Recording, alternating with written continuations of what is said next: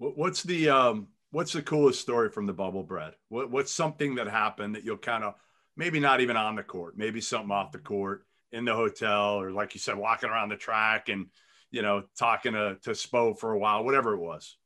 Well, I think there are some. So I had good friends with Angela Duckworth, who wrote the book Grit, and she's a professor at Penn. And I talked to her right before we were going to the bubble and said, what do you think this will be like? And how do we kind of maintain our edge as we're going through this?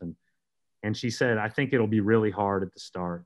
And she said, I think there'll be ups and downs along the way, but more ups. Like, you just have moments where it's going to be tough, especially when you're practicing and not playing games. She said, but when it's over, it's going to be what you tell your grandkids about.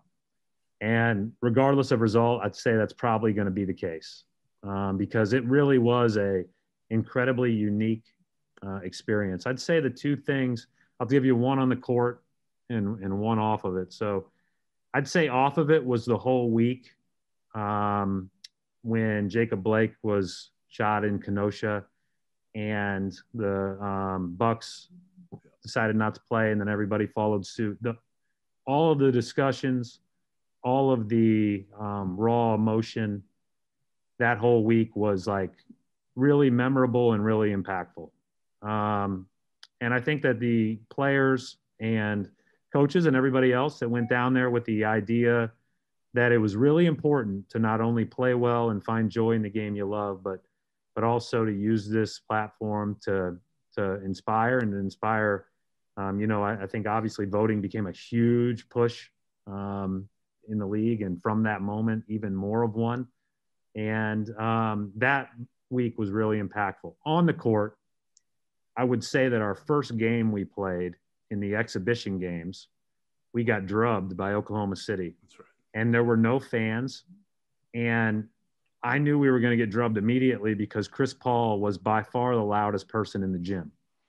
And, I think I was getting back into, coaching again. And I think our players were getting back into playing, and we were all just kind of waiting for the game to come to us. And this guy's just like directing the whole place. I mean, and it's the only voice you could hear. Usually you can hear guys, but they don't impact you, or they don't have that like presence that impacts both teams. Chris had that presence that day, and that was a great lesson for us. It was a great lesson for our players that they have to be the louder team in this environment because there's nobody else here.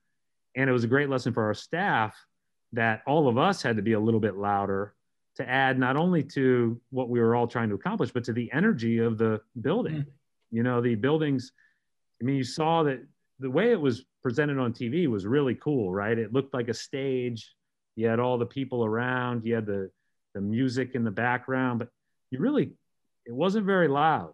Really? And so I think that talking was important.